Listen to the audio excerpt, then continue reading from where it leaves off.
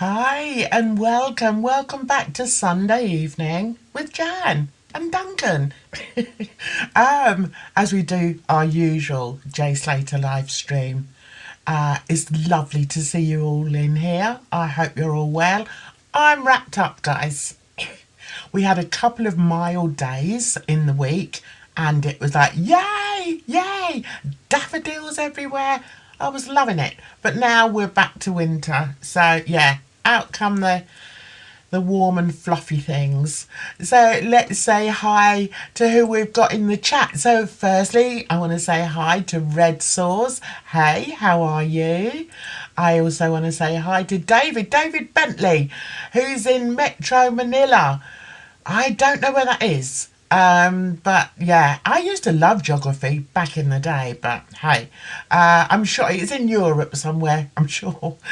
We've also got Lisa in the house, hey, and we've got Claire in the house, we've got Kristen, we've got, who else have we got? Quick scoot down, we've got Amanda, who, of course, is one of my lovely mods, and I want to say hi and thank you so much to my lovely mods who do a fine job every Sunday evening, and I'm very grateful to you guys. So we've got an awful lot to catch up on this week. I hope you're all ready for discussion. I see we've got Trish Wood in the house. Hey Trish, hope you're well. We've got Pinky Pup in the house. Hi, and Angela Smith, who's in New Zealand, guys. Lovely to see you here. It's a long way to come, but I hope we're worth it. Anyway, as I said, we've got a lot to discuss this week, so we want to get on with it because I try and keep it to an hour long, but you know, we always seem to go over, and I think one of the reasons is because of this man here, with his cup of tea. he talks as much as I do, which is fabulous for a live stream. So it's our Dunks in the house. So how are you, Duncan? I hope you're well. Well, I hope you're well. Tonight, I mean, for once, I have an awful lot to say. If I don't actually know which questions you might be putting up there, Jan, but if it's what we talked about earlier, some of them are language type questions. So you're going to have to cut me off at some point because I really could go into great detail on this. So I'm very excited about this. Are you excited, Jan? Thanks, I'm always excited, and I don't know why. always hyper. Anyway, it's better than the opposite. Okay, so before we start, I have to make Duncan accountable for something. And, you know, we normally like to have a bit of fun over here at some time, but sometimes people have to say, yeah, it's my fault. It's my fault. So Duncan doesn't know what I'm going to be doing, but we're going to start here because Duncan decided that he would, I don't know whether it was baiting, talking about nobody having received any form of communication from these wonderful trolls that we have. And I thought, yeah, big up, Dunks. And then you won't believe what appeared on my doorstep. I got a cease and desist, guys. I got a cease and desist. Now, we're going to read through it quickly before we get on with the questions. So here we go. So, the first one it says, right, for the attention of Jan's viewers. That's me. Why are they coming for me, Dunks? I don't know. And it says it's from solicitors in Pop Tie Street, Glasgow. Okay, I don't know these solicitors. I googled them, couldn't find them anywhere. Anyway, so it says for the attention of me, cease and desist letter. It says our client, Miss Piehole, has directed us to impose her insane objections to you continuing to post photos of delicious homemade food to your community via your community post section on your YouTube channel. I mean, what? It says harm caused. Right. Intense jealousy, recognition of ineptness, extreme anger and bitterness, and lack of sleep. Okay, so I have to take this seriously though, Dunks, because it's come from a solicitor. Okay, no laughing, all right? No laughing. Right, so then the next bit, it tells me what the required steps are. Okay, I hereby demand, they're demanding, Dunks, that you immediately cease and desist from the following activities. Oh God, this is really worrying, guys. Allowing your daughter to cook scrumptious meals, photographing said scrumptious meals, posting said scrumptious meals to my community, and visiting restaurants. Stunks, what am I going to do? I can't. And photographing scrumptious restaurant meals. I don't. What? But I can't. I've been doing it for years, Dunks. I mean, if you look back over my social media, I'm always posting. I can't believe she's done this to me. Anyway, so the failure to respond, I had to pay attention to this because it was signed. So it says you have 7 days to respond to this letter and fulfill the requirements set out in required steps. Okay, all right. If you do not respond to this letter within the specified time frame above, I or my client will be forced to take the appropriate legal actions against you and seek all available damages and remedies necessary that have been suffered as a result of your actions. Dunks, what am I going to do? What am I going to do, Dunks? I think this was totally expected. And, Okai, the new, will surely be hearing back from you. It's a bit of a reminder of COVID, isn't it? You mustn't go into a restaurant. You mustn't show anyone any food. You mustn't eat in. Yeah, to be expected, to be expected. And I'm sure you'll have a reply that'll go up to Okai the new. But yeah, so we have a response. I think that's good, Jan. We have a response. Wasn't entirely what I expected. But that whole, yeah, I think this person needs to be able to fight their jealousy attacks or whatever that first condition was that the person was suffering from. So I think I'll be writing to Okai solicitors, giving them the guideline of how to fight jealousy, because obviously the food isn't the problem. It's the person. The person here is the problem, not the offence, I think. Yeah, I'm just sorting out the questions, Dunks. So carry on Good, good. talking for a little bit longer, okay, while I Sure, sort sure. them out. Okay? Yeah, no problem, no problem. What I will talk about very briefly, Jan, is what you were doing, and maybe you still are, with your Looking Back series, because a few things popped up that I'd forgotten about, or to be honest, I'm not sure that I did know about. And when we talk about the Debbie Duncan interviews, there are some answers in there that are not only strange and off, I think some of her answers are answering a completely different question. And that is one thing, once you let me get rolling on one or two of these, Jan, I really want to address.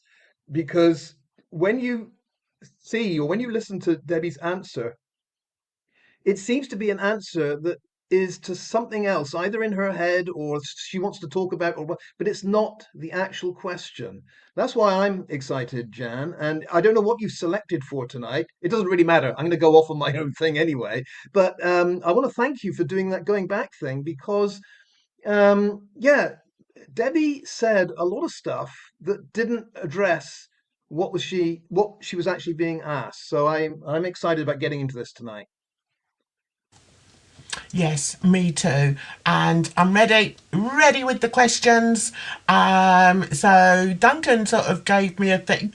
Duncan gives me a few ideas because sometimes the head's everywhere, and I'm like, oh, where shall I go? And I think one of the most important things about doing this, and not only in our own on our own channels, but also when we're doing this live stream, is trying to sort of keep it as tight as we possibly can, because there is so much we can go over, and we don't want to sort of be all over, all over the place, even though I am.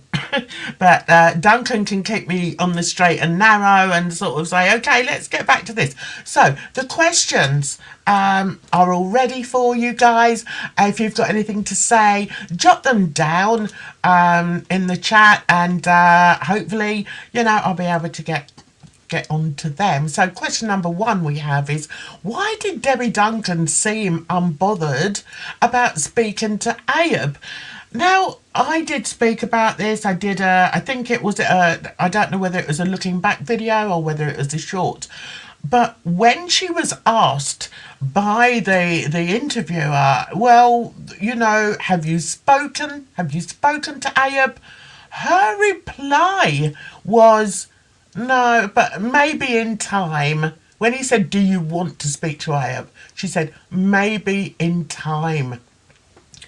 Guys, what does that mean? Maybe in time.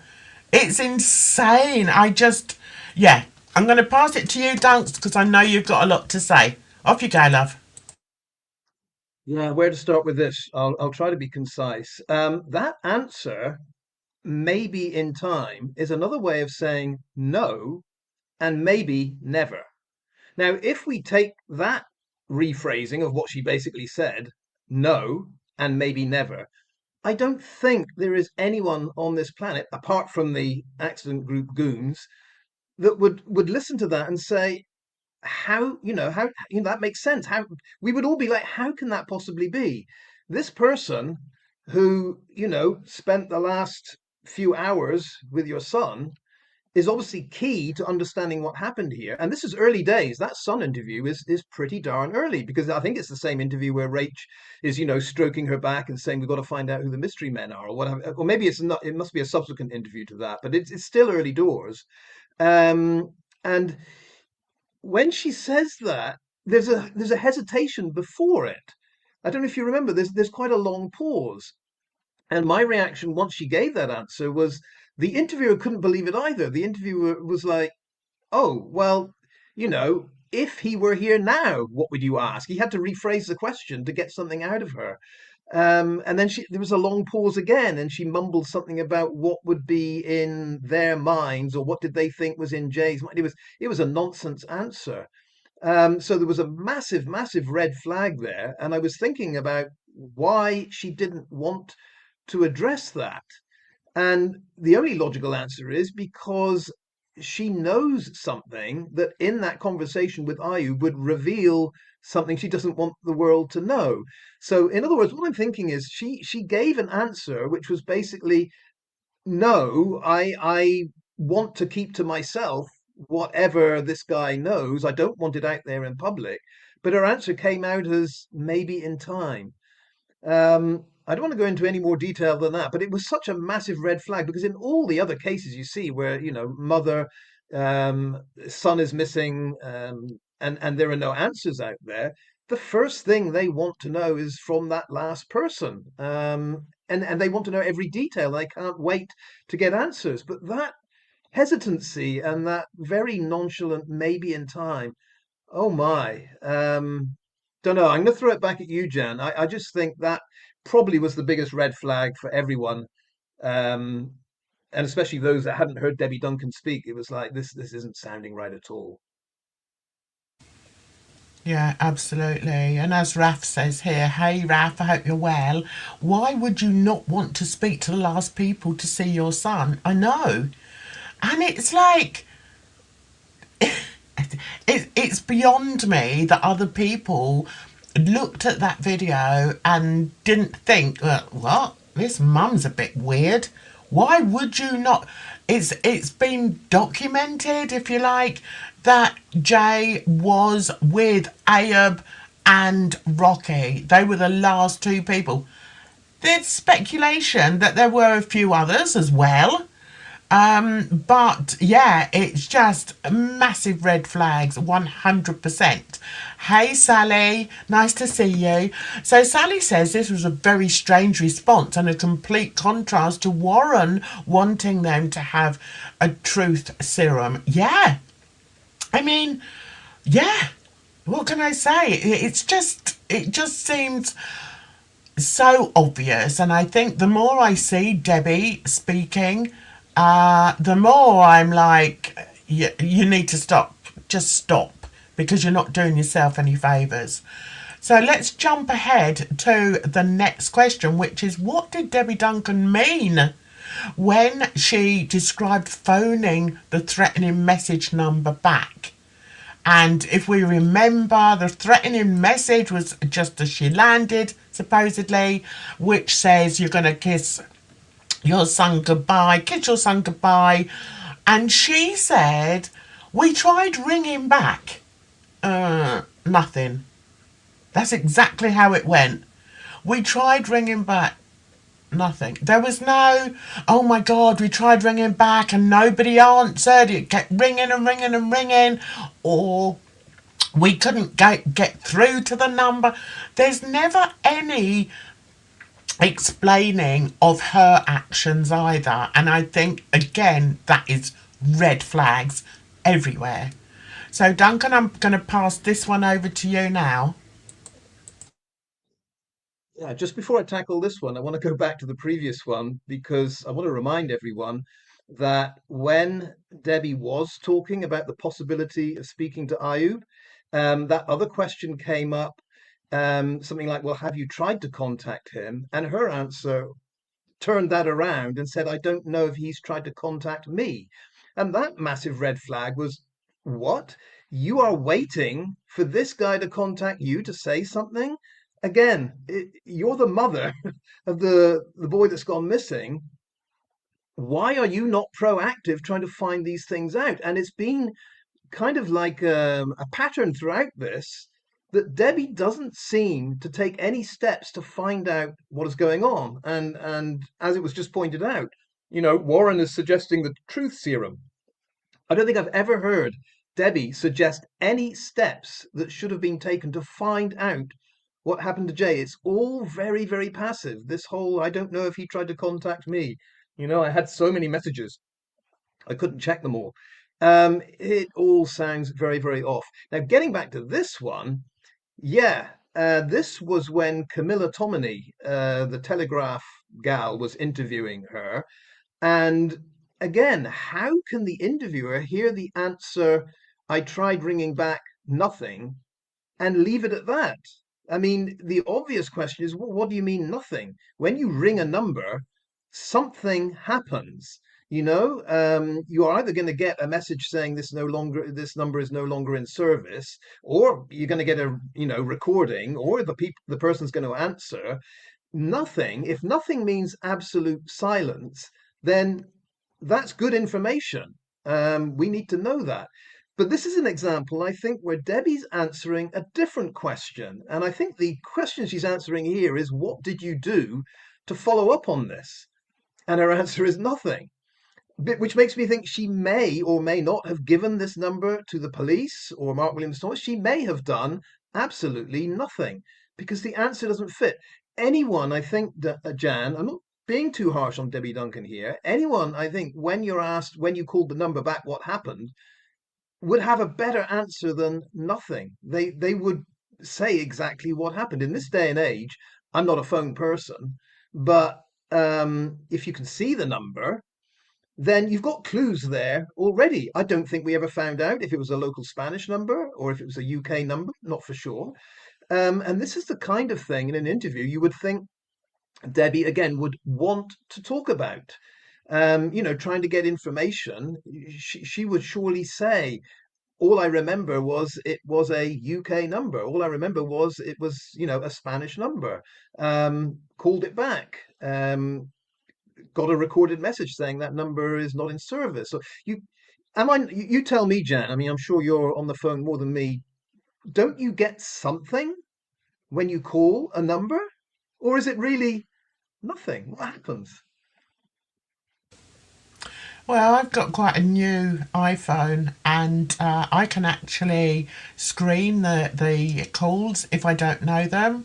And I don't know who does it, but I get a message saying such and such person has tried to ring you. So yeah, that's technology for you. Why don't you bother with phones, Duncan? For goodness sake, get with the program. Anyway, I'm going to go back to Claire, and who says Debbie also said she spoke to Jay on the Sunday, but the call list didn't show that Debbie rang him or vice versa. Oh, really? I wasn't aware of that, Claire. That's a really good point to make.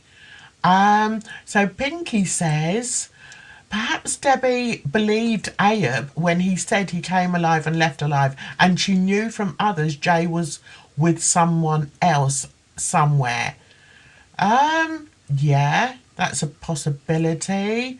I mean, the way Ayub came out with that, well, he left here alive and he came here alive and he left alive. It just sent shivers down my spine. I just thought it was such an awful thing to say.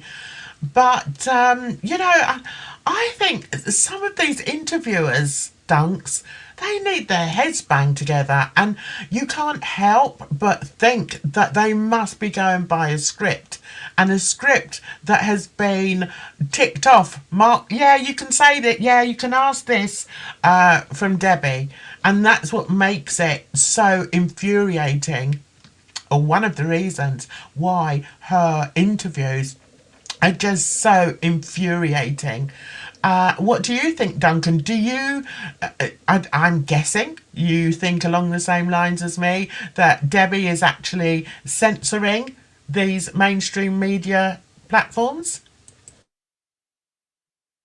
Yeah, I mean, I think if you go back to the Central Club podcast, where we had Cullen Mace interviewing Ayub, the setup there was that in order to get that interview, Cullen had to be really softball, and that's what he was. He didn't really push back on a lot of stuff because he was always, I think, in the convinced that Ayub could just walk away from the interview at any time. And I guess mainstream media is somewhat like that, that if Debbie senses there is going to be any pushback, she just won't do it, or, she won't answer. So, I mean, I think the other problem is mainstream media are on her side anyway, so there's not going to be a lot of pushback. There's two forces at work here. Debbie knowing that the questions will be softball, and the mainstream media wanting everything to be softball. So, yeah, there's no big surprise here, but it's given us a lot of questions. And I want to go back to Camilla Tominey's question because that message actually mentioned G money. And if Camilla Tominey had looked at it and had the freedom to ask any question she wanted, surely she would have asked, well, the message said effing G money. Do you know, Debbie, what G money is? And then we might get an insight into, if Deb, because I don't know what it is. Some people say it stands for, rug money. Some people say it stands for G's a grand, thousands of pounds or euros. I don't really know what it is. G money, effing G money. It could be a mistake. It could be a repetition of the last, G in effing. I don't know. But I would be curious. It was the message that Debbie read. It was the message that Zach read. It was what they photographed. I wonder if Debbie has an idea what G money is. And if she doesn't, again, wouldn't she have found out pretty darn quick from someone that knows and said, my son apparently owes G money. What is that?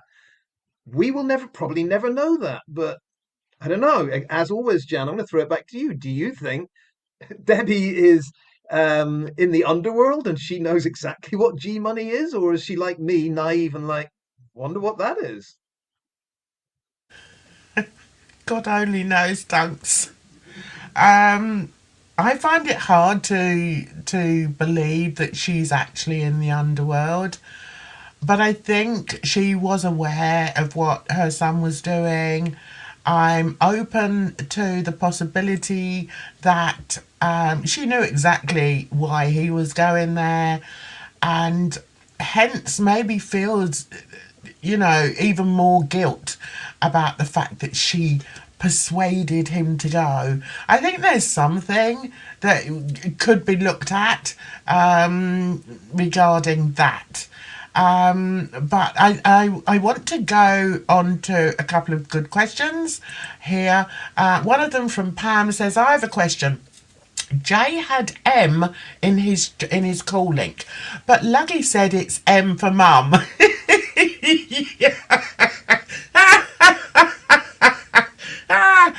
I don't know why that made me laugh.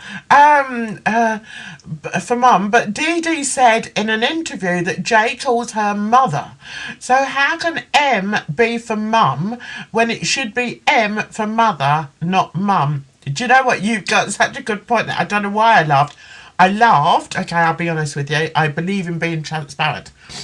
My kids call me so many different names. I haven't got a clue what my name would be on their phone, and I'm going to check.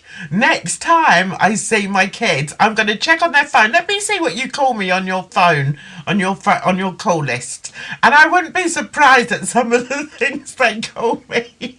But yeah, getting back to being serious. Yes, it does not make sense why anybody would put their mother down with just a initial. No, come on, just stop it. The next question we've got that I've learnt, guys. I've learnt to highlight the questions I want to go back to. Right, it's from Pinky Pop. Hey, Pinky. So Pinky says Warren has never mentioned if he spoke to Jay on the Sunday, which was Father's Day. Oh, that's really interesting. So it was Sunday that was Father's Day. I would have thought if Jay was still around, that he would have at least sent a Happy Father's Day message to Warren. That is such a good point. We need to look at that, Dunks. Right. Okay, thanks for those questions, guys. Keep them coming. Let's go on to question number 3, which was, why would Debbie Duncan describe Chris Pennington as a brilliant man?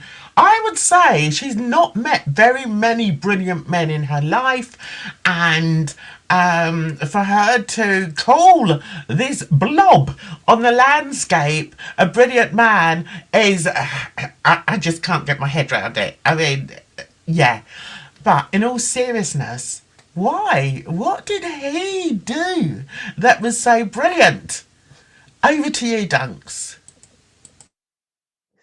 Right. Well, before we tackle this one, I just want to, as always, go back to the last one.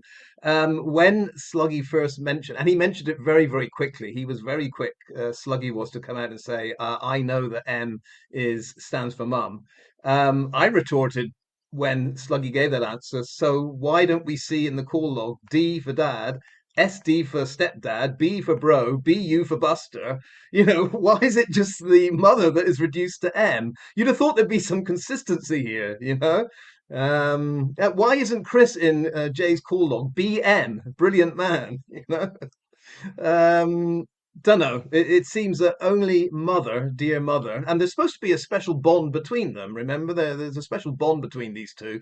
It could be one-way traffic from mother to son, because son, if he's reduced mother to M and thinks that's okay because he's embarrassed to write the word mother in his call log, I don't know. But Luggy insists that M is mother, and that call went through. With Warren, I don't know how close Jay and Warren are. It's possible that maybe a text was sent and there was no call. But if there was, it would be odd if there was nothing at all that day, because I mean Jay is with other kids, so you would have thought Brad, Lucy, Brandon, they would have all kind of reminded each other, oh, Father's Day, better send a message. It is odd if it is true that Jay went all through that Sunday and there's nothing from him to Warren, or nothing from Warren to him. I do think that's a bit odd.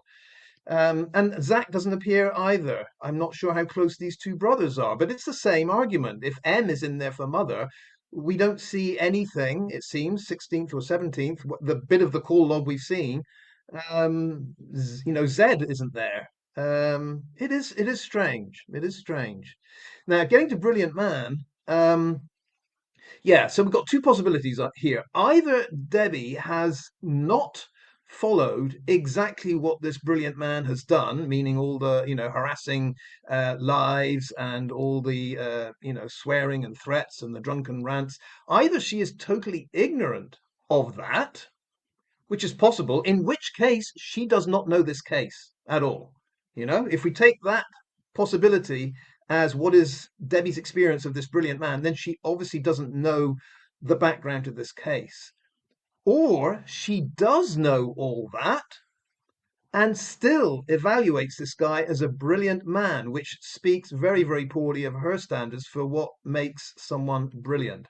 I can't think beyond those two. You know what I'm saying here, Jen? I can't think beyond those two possibilities. Either she doesn't know the background to the case and what this guy has been saying to people and how nasty, horrible, threatening, vitriolic he is, or she knows it and that makes him brilliant. I don't see how Debbie comes out of this at any future interview. She's asked, what about him is brilliant, that would justify it. But there we go. It was another gobsmacking moment. And I remember Camilla Tomini just basically agreed with her and said, yeah, why would anyone say any different? Why would anyone question this brilliant man? Um, I don't know, Jan, do you remember that interview? Do you remember hearing the word brilliant man and thinking, hang on a second, there's someone in this case we haven't heard of yet. It's some other searcher. It can't be him, but it's him. It's him. Ah, I'm going to be giggling all the way through this. Oh, God. I can't help but laugh every time I think of Chris Pennington. It just makes me laugh. He reminds me of Mr. Blobby. I keep expecting Niall Edmonds to appear by the side of him. But yeah, it's incredulous to me that anyone would call him a brilliant man. I mean, what has he done that is so brilliant? Please tell us, Debbie. And that's another thing, you see.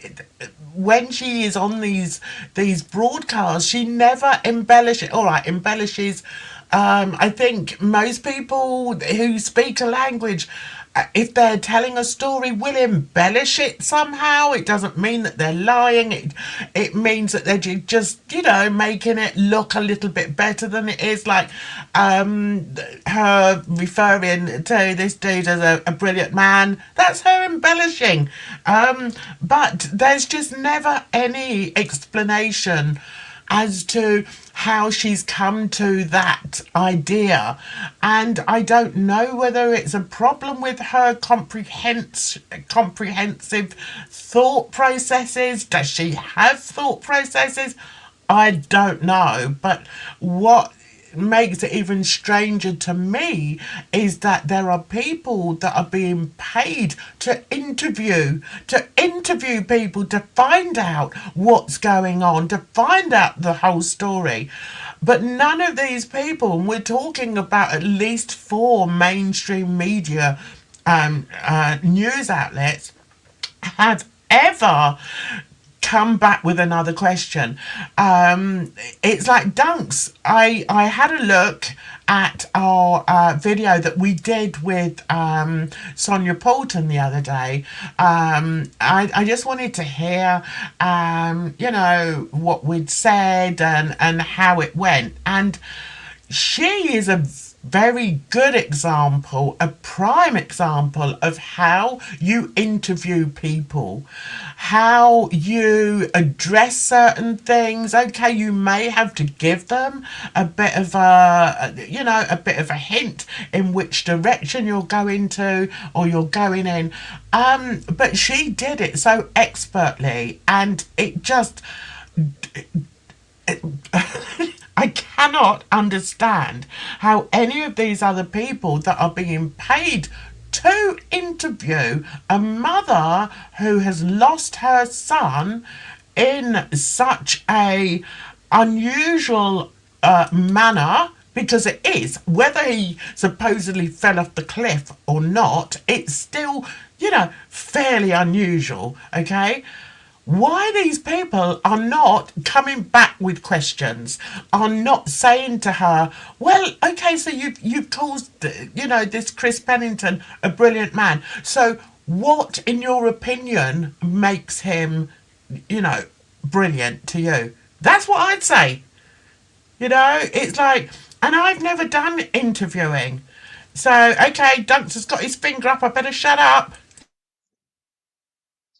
I just want to jump in with the moment when she said brilliant man, because Chris was doing his thing from the second week on.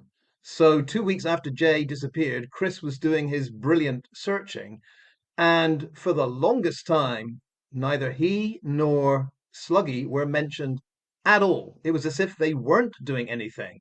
Debbie had, mentioned she gave special thanks to the Dutch team and the Guardia Civil and the people that went out to search, and it was conspicuous by its absence. We were all like, and, where's the thanks for, Chris and Sluggy, the people that actually found Jay?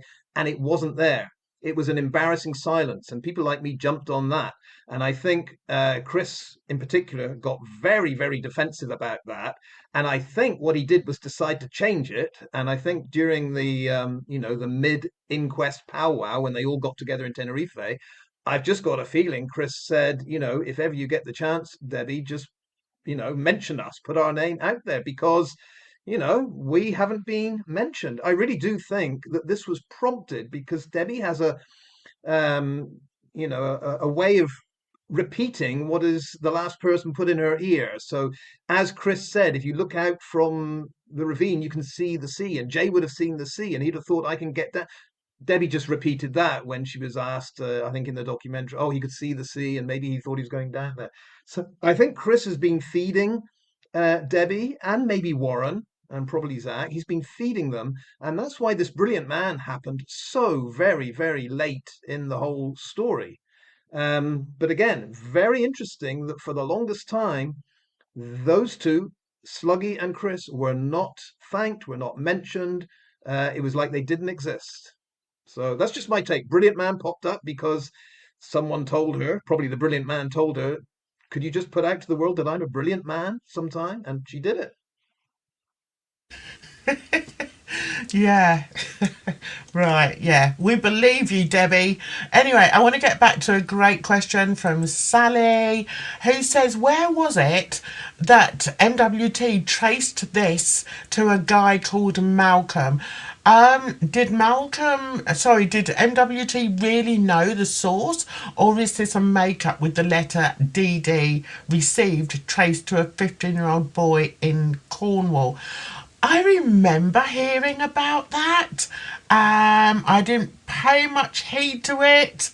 Um, but do you remember that Malcolm was supposedly the person that sent the threatening message to Debbie? Had you heard about that, Dunks? Yeah, I'm in agreement with Sally here. I think there's confusion because I only heard Mark Williams Thomas mention this once, and I can't remember where in one of his podcasts or one of his broadcasts. He did say once that that threatening message, the threatening message, the effing G money message, he said had been traced to a guy called Malcolm in the UK that was using a disposable SIM. But that was it. He said it once. And when he said it, I thought, are you sure you're talking about the threatening message, or are you talking about the kid's letter? I think it was handwritten that was sent to Debbie Duncan. Because I didn't know the guy was from Cornwall. I thought he was from up in Lancashire. But anyway, apparently the handwritten threatening letter, abusive letter, I think that was traced to, yeah, some teenage kid. So yeah, I think there might be confusion here because Mark Williams Thomas never said it, as far as I know, a second time. And I don't think Mark Williams Thomas has any idea who sent the threatening telephone message. If he did, he surely would have, like you say, Jan, elaborated and embellished somewhat and given us more information. The obvious question is, if people know this guy Malcolm is responsible, I mean, how many years in prison did he get for that? Or is Malcolm untraceable? I mean, if Malcolm is known to be the person, surely police in the UK have found him by now. So I think either MWT was confused or he put that out there hoping to dampen everyone's questions about who's the author of the threatening message. But I have a feeling that person was never traced. But I don't know. Yeah, you've jogged my memory there. I think um, it was about the actual letter, which I have seen. And you know what? When I saw it, yeah, I mean, you know yourself, you've worked with students, and that writing on that letter did not appear to be a 15-year-old boy's writing. That's what I'll say. If it is about the letter, then I would be very, very shocked if that was the handwriting of a 15-year-old boy, in my opinion. And I've worked with many 15-year-old boys who have written, and yeah. Was he referring to the phone call? I don't know. And the other question that keeps bothering me is, okay, so supposing somebody did send that letter to Debbie, where did they get her address from? Where did the 15-year-old boy get the address from? And also, if all these trolls that Debbie's being attacked by have sent these threatening messages to her via her phone, where are they getting her phone number from? I don't understand that. I wouldn't have a clue. If I wanted to contact Debbie Duncan, which I don't, I wouldn't have a clue how to do it. And, I'm quite okay with the computer. I'm quite good on my phone. And, yeah, none of it makes sense at all. So the other question that I've highlighted here is Ayub said Debbie and family should link hands because you never know what arguments they are having in house. Arguments? Yeah, I mean, we've touched on that before. Maybe we can save that for another video. The dynamics within that household. I think that would be quite an interesting topic to chat about. Duncan, what say you? Yeah, that's a massive subject, and again, a very odd moment when during that interview when Warren was in was on Tenerife and he was asked something about Lancashire police getting involved, and his answer was Debbie's in charge. It was like, but you're the father. What are the dynamics here? Um, for what reason does Debbie get to decide who answers what question? That whole thing was very and Zach in the background looking like, oh, I can't say anything. I'm just the brother. I don't know what the dynamics are. We would be speculating aplenty, Jan, if we tried to go and analyze that. But I think it should be done because again, it doesn't seem normal, does it? Debbie now is the only one with Jay's Law out there. It looks like Zach and Warren have just disappeared. These are very odd dynamics. They really are. Indeed. So let's now move on to question number 4. Why would Debbie Duncan diminish Tom Hilton's serious head injury? I kind of can answer that, kind of, in that I think she's just protecting her son. Okay, she's trying to protect her son. Okay, as a mother, I can understand that. But what I can't understand is how, when you protect a child who does something so violent, how is that teaching that child about accountability? How is that making the child realise that you cannot go around battering people to a pulp? It's just not on. And I feel we're going back to the mothering thing again, which I don't want to get involved in this live stream. But I do feel that that was part of the issue. That is part of the issue with Debbie Duncan and her son. Okay, that she, even after we've all read, we've all heard that her son battered or was involved with a group of youths that battered another boy nearly to death, that she could just turn around and say, oh, it was just a gash to the head. And Jay wasn't even, he may not have been involved, he just happened to be there. I'm sorry. I think that is prime example of a mother abling her son. So I'm going to move on because otherwise I'm going to get in big trouble again talking about what I think is fundamental in the disciplining and bringing up of young children. Here we go, Dax. What interests me about the whole gash thing is that Jay, according to Debbie, wasn't involved with that. Her whole story was that Jay was on the periphery. He was witnessing this. He never did any attacking. Jay was not machete man or knife man or hammer man or golf club man. He wasn't doing that. So if Jay wasn't involved, according to Debbie, what's the big problem saying Tom Hilton's skull was cracked open and he nearly died? Because Jay didn't do that. So to me, when she says Tom Hilton got a gash to his head, she really is prepared to not only underplay everything that Jay has ever done, but also his fellow gang members. Do you see where I'm going with this? If Jay wasn't involved, she should have been fine with just being honest and saying, yeah, what happened to the boy Hilton was absolutely horrific. I mean, the guy nearly died. And she could have said, I'm just proud that Jay, even though he knows those people, he had no part in it, even though he was, convicted. So I don't know, again, where Debbie is going with this. If she really thinks that that attack could be reduced to a gash, it tells me that she just can't handle some hard truths. She has to diminish everything that could be related to Jay as something very, very minor.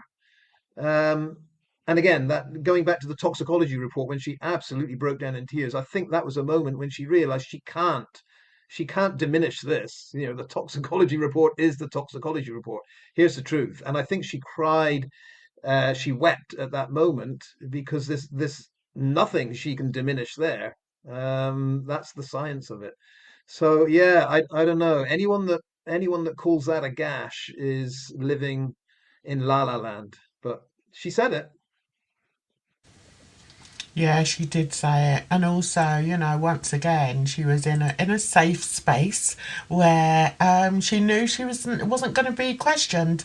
I mean, I'd love her to come on this live stream with us, and we would be polite because we are polite people, and there's just certain questions that I would love to ask her in a polite manner, and try not to lose my temper with her. I don't know whether that would happen. I don't know whether that would happen with you either, Dunks. But yeah, it does seem okay. You can be a mama bear and want to protect your children, but at the end of the day, if it walks like a duck and quacks like a duck, then it's a duck. Yeah, I know, Rosina. I know, honey. Pigs will fly before that. Yes. Okay, so let's move on to the last of the questions. Why would Debbie Duncan applaud Lucy May Law for her actions? Which I think, again, is quite similar to the previous one where we were asking why would she call, Chris Pennington a brilliant man? So, what Debbie said in the interview was she did the right thing. Did she though? Did she? I think we'll ask Duncan what he thinks. Well, yet again, we have two different versions. The early version, first interview from Debbie was she questioned what Lucy did or didn't do. She said, if only she had just gone there, I would ask Lucy why she just didn't go to where Jay was. She did ask that. And then again, we've got this transition. We don't know what happened, who spoke to who, what the deal is, but um, Debbie did a 180 and came out with that she did everything right. Well, that can't be. The facts of the matter are at 8:50, according to the narrative, at 8:50 a.m., Lucy was talking to Jay, and the phone cut off. At that point, Jay's still alive. No water, no phone, but he's right by the road. So at 8:50 Monday morning, Jay's alive, right by a road. A few hours later, a couple of hours later, Jay's dead at the bottom of a ravine. And the conclusion of the mother to that dead boy is that Lucy did everything right.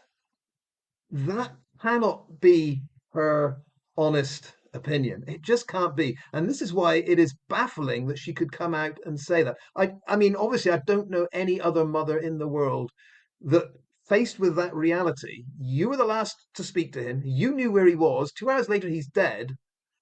I mean, the thought must come to Debbie Duncan, why didn't you call an ambulance? Why didn't you call the police? Not to say he's missing, but to say he's dying. I mean, all of these things that someone younger than an 18-year-old would think of doing, I just don't understand how Debbie's explanation of what went wrong with Jay is that it's nothing to do with Lucy. Reporting him missing and not going to where he was the right thing to do. I mean, heaven forbid, if Zach were in exactly the same position that Jay was in, and Debbie was down in Los Cristianos and just spoke to Zach, is she saying that the best thing to do for Zach in that situation is to not go there and report him missing to a police station? Would Debbie do exactly what Lucy did? Well, of course not. So it can't be that what Lucy did was the right thing. I mean, this is just stupidly absurd, isn't it, Jan? Oh, absolutely. And, God forbid, we don't know what we would do in, emergency situations, especially if we're teens, we're out there, we're having a good old time.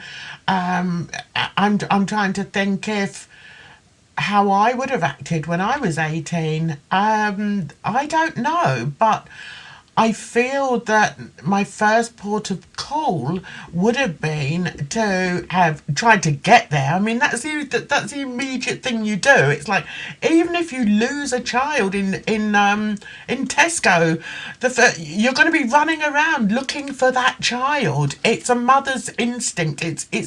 It's an adult instinct. It doesn't have to be a mother's instinct.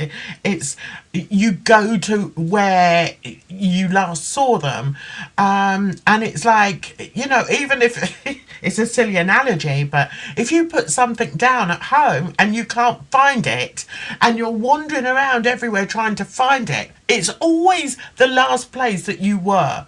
So isn't that ingrained on our brain? So I cannot understand the hesitation of any of these people who are supposed friends of Jay Slater to not even want to go and look for him. Where is the footage of, Lucy, Ayub, Brandon up in the mountains looking for this boy? Where is the footage? None of us have seen it.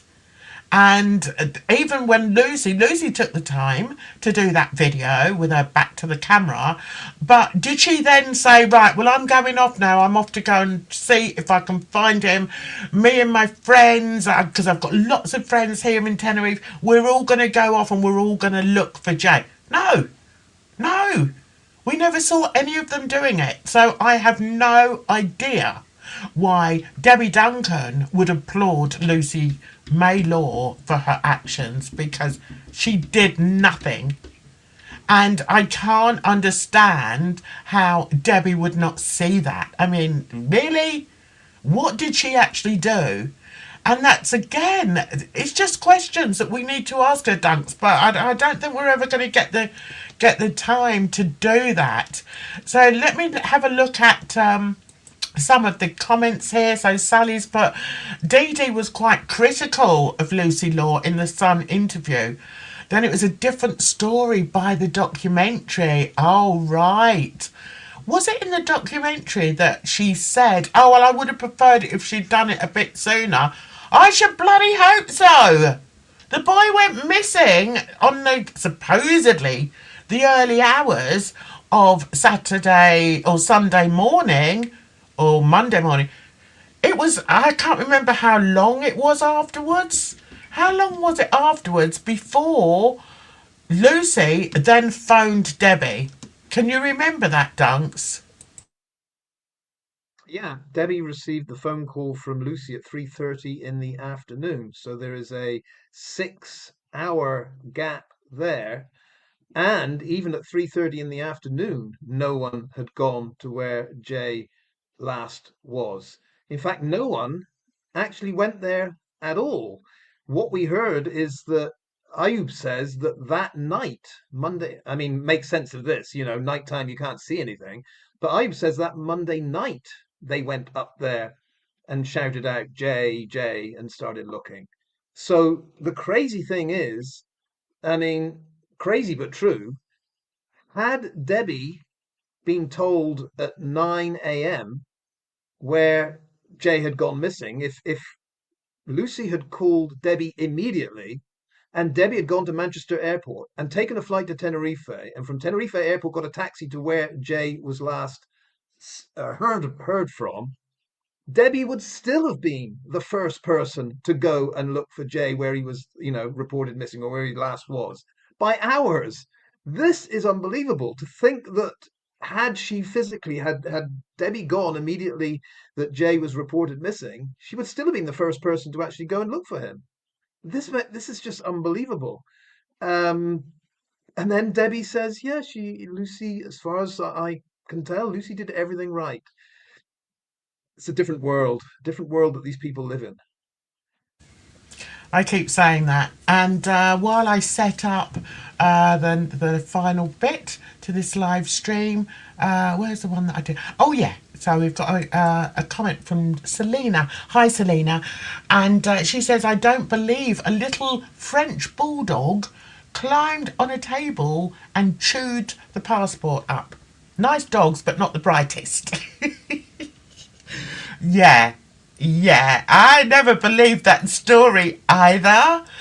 And I think, excuse me, I was thinking earlier, Dunks, I want to look closer at the possibility that when Debbie does her spiel, when she says, "Oh, all these horrible people online, they're all so horrible to me," and when she comes out with certain things, I think she's actually talking the truth in as much as she wants to debunk that as soon as possible. Does that make sense? So when she's saying that bit about, oh, there's people putting videos up of him in a nightclub and he's bending down and they're saying he bent down to pick up a bag of drugs, blah, blah, blah. And I'm like, okay, Debbie, we need to look at that. We need to psychologically analyse why she is picking on certain aspects. And I think it's purely to debunk them. And I think, I don't, excuse me, I don't know whose idea it was to come up with the French bulldog eating the passport. I don't know whose idea it was, whether it was hers or whether it was the producer's. But I didn't believe one word of that. So, Dunks, while I set up the final bit, what's your say on that? Are you a dog lover? I've got cats, and I'm going through my jigsaw era at the moment. So I've got it all set up on a little table. One of my cats has decided she's now going to sleep on that table. So every time I leave the room and come in, she's on there and there's all bits of my puzzle scattered all over the room. I'm not a happy bunny. The cat needs to move out. Pronto. I've had enough. So anyway, Dunks, what do you think about the dog eating the passport? I mean, I could believe it if it were a dog that had done such a thing before, and as the commenter pointed out, if it was tall enough to get onto a table. But it does seem a little odd that this little dog, for once in its life, decided that the passport that had been on the table for 2 days suddenly was the thing to chew on. You know, it's not a puppy. Puppies chew anything. Um, yeah, I mean, if someone had asked Debbie, could you come up with the most absurd explanation for why the first passport became unusable? She'd win a prize for, oh, dog ate the passport. But no, it doesn't sound right at all. But it made me think, I wonder what the real reason was for that first passport becoming shredded, unusable. Um, I don't know. Dogs do like to chew, but it seems like this one, of all the things at ground level, that could have chewed, there was nothing at ground level.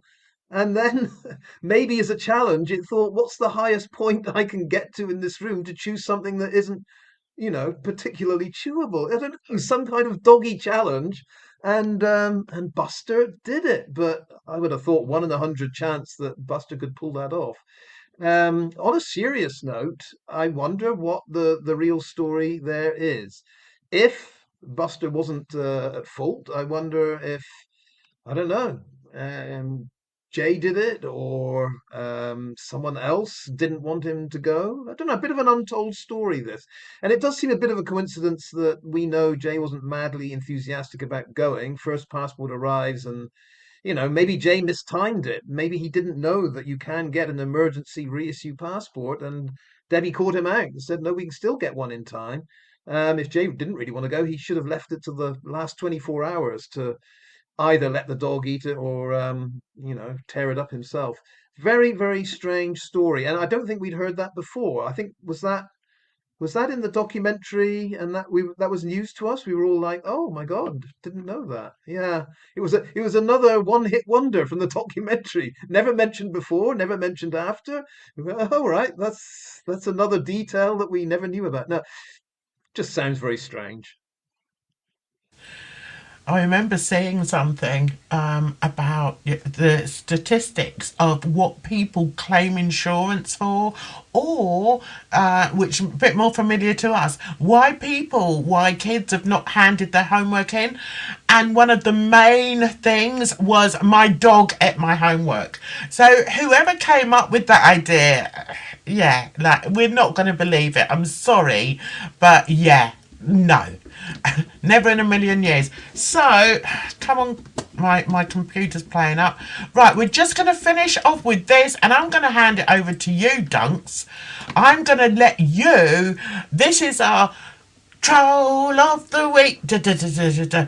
I'm going to leave it up to you this week. I haven't got anything prepared, but I thought this was quite a good backdrop so that everybody is fully aware of these trolls. So I thought I'd leave it up to you to pick your troll of the week, Dunks. Okay, off we go. Um, I'm going to have to pick someone that we haven't picked, so I'm going to pick the name of the one that's probably most unfamiliar to people. And actually, I don't know much about her, or even if she is a her. Jill Parkinson. Jill Parkinson.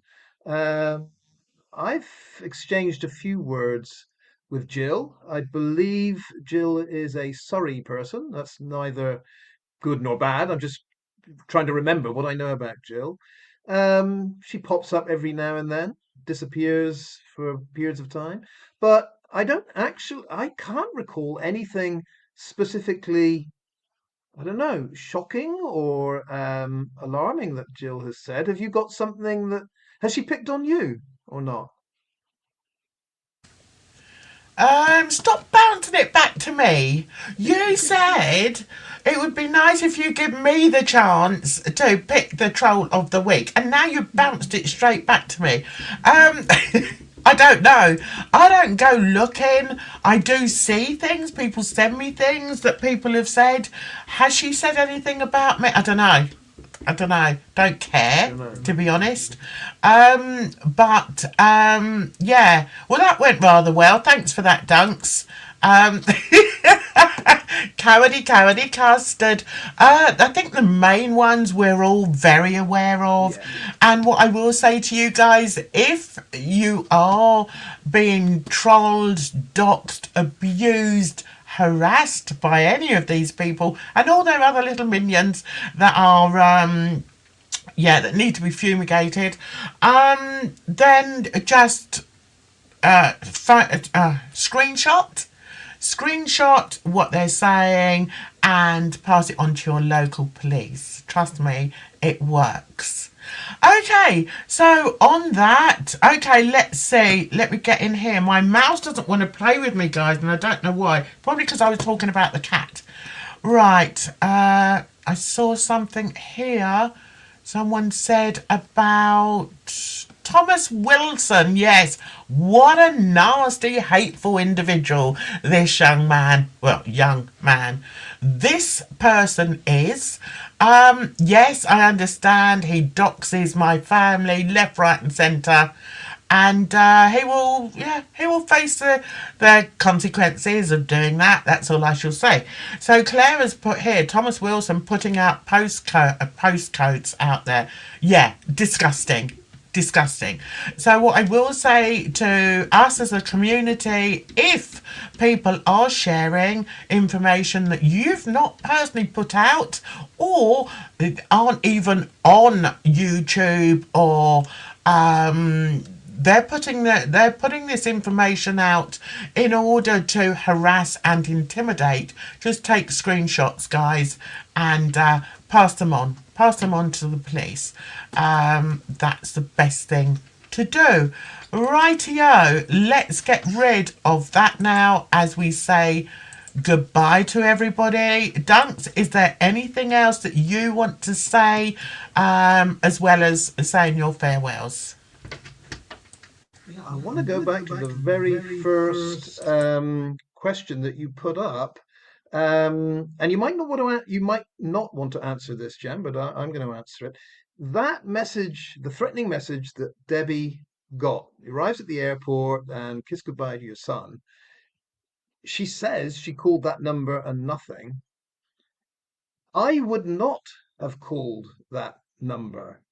I would have gone straight to the police and said, "Look at this. Here's the number. What do you want to do with this?" But I did also say, Jan, that I think you're the motherly type that couldn't hold yourself back from calling that number. Am I right that you would have, without thinking, just called that number? Or would you have been cool, calm, and calculating like me and thought, no, I don't think that's what should happen here? You would have just called the number. 100%. 100% I would have called the number and I would have traced it. I'm sorry, I've got cat wars going on. I've just let I've got one cat out there, another cat here. They don't get on.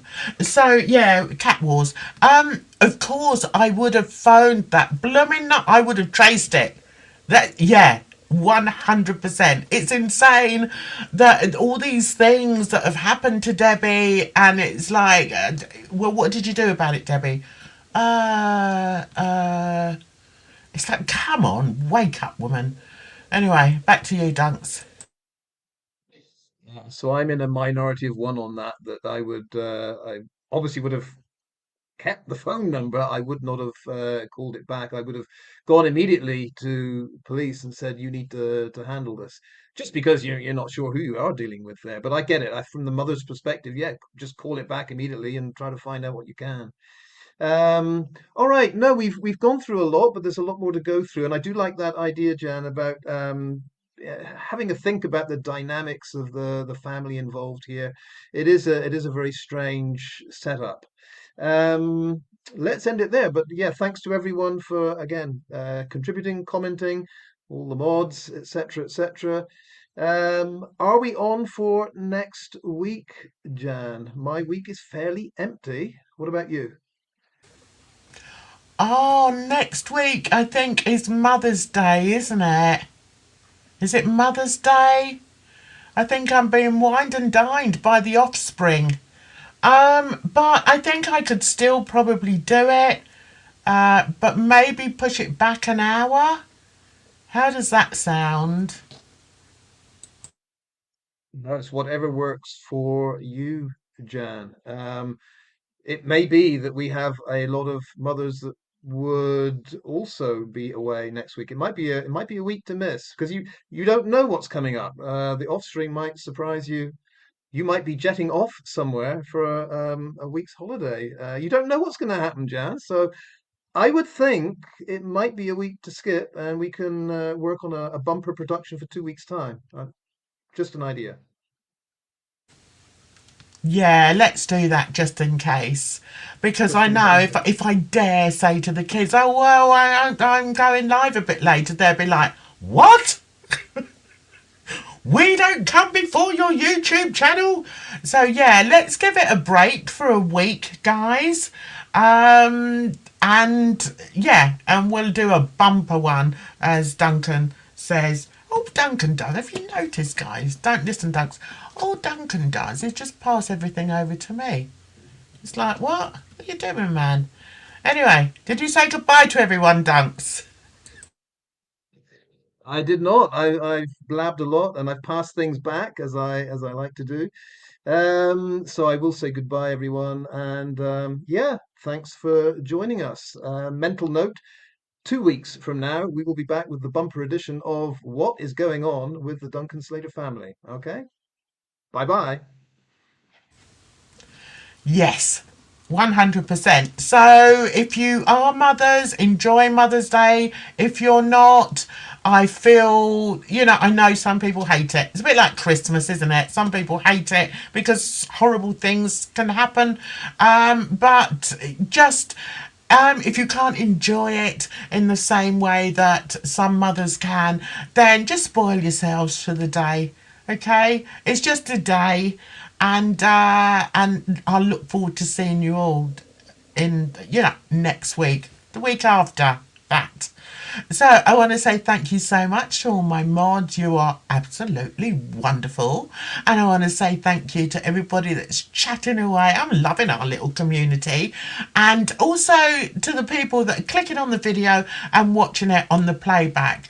You take care of yourselves out there, guys, because trust me, it's a rotten old world. So until the next one, bye bye for now. Hear the